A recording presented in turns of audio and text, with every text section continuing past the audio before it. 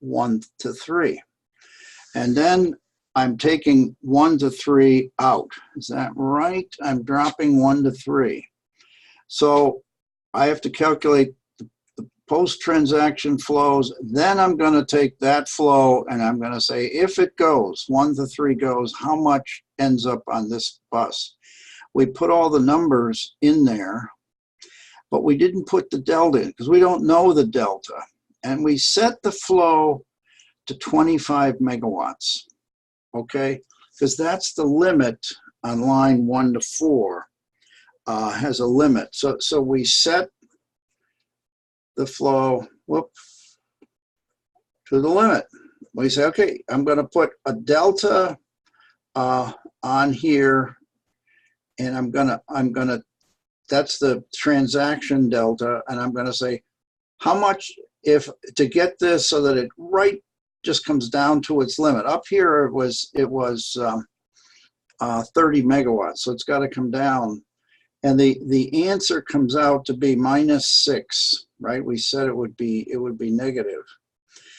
For the line 3, 4, it's the same type of calculation. I'm hoping this is close enough to the lens to see it.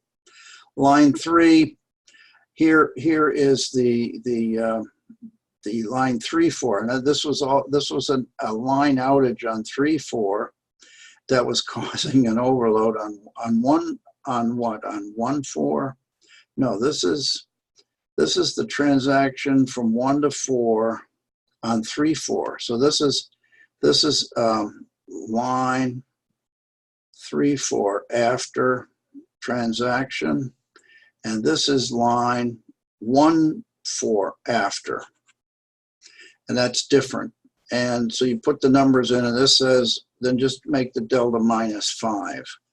So by opting to reduce by 666, we can reduce generation on bus 1 by this.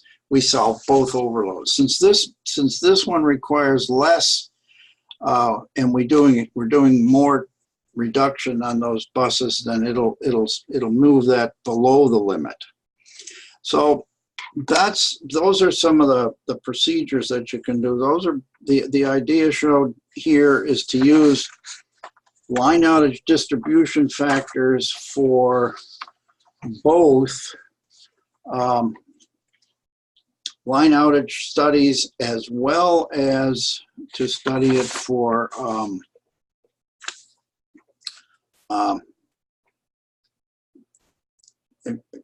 correcting. We showed that we could correct, and what they've done with these large calculators, people that are doing a transaction, people, once we deregulated, people could make a telephone call from a generating company, let's say in Minnesota, and try to sell power to somebody in Florida. Well, how do they know if it's going to cause an overload someplace in Tennessee or someplace in Pennsylvania if it flows that way, or someplace near Chicago? If you look at the Lake Michigan, a lot of lines and the power lines bend around Chicago. There's a lot of high voltage lines going around Chicago. Well, how do we know that this sale, maybe some company in Minnesota has lots of power to sell cheaply, and the guy in Florida wants to buy it? Well, we need to know if they'll cause any overloads, and that the second question is, will it cause any overloads with contingencies someplace?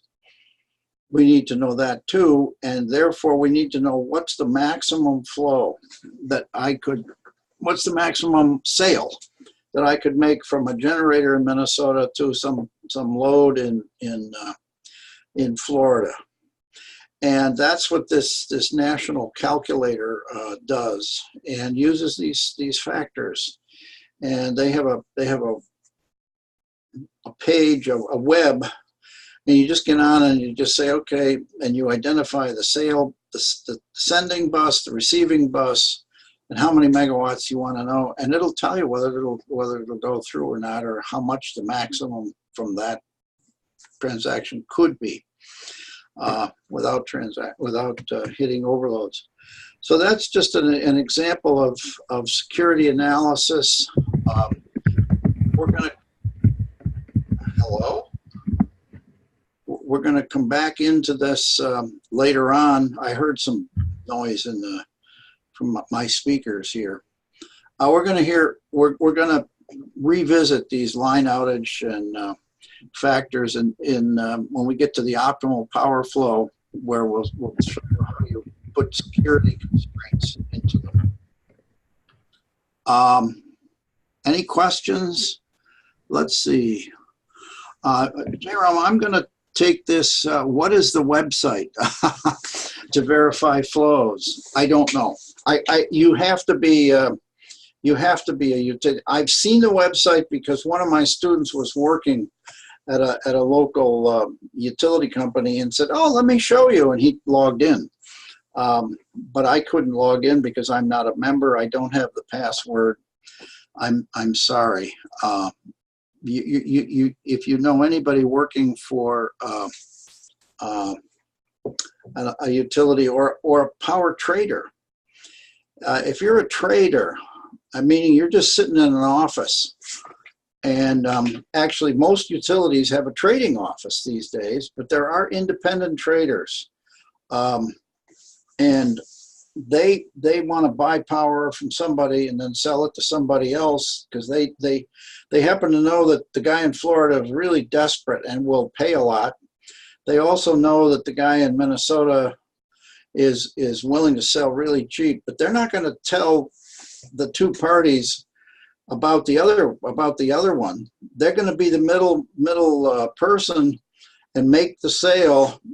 And I don't know if they buy it from the generator for one price and then sell it a little higher price to the load and take the difference themselves. I don't know how that works, but there are independent traders.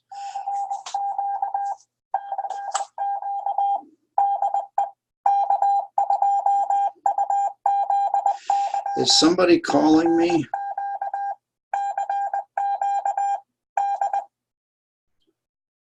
Whoever was trying to get me to Wisconsin number, I'll have to call them back. Okay, that should about do it for today. I think I know who that phone call was from. You heard my Morse code phone ringtone there. I will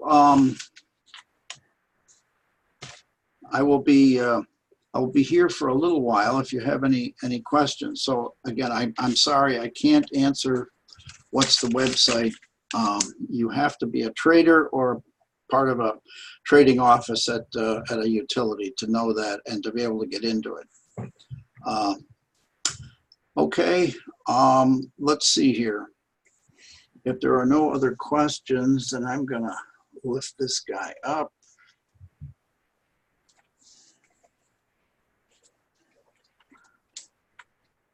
I can adjust it tomorrow.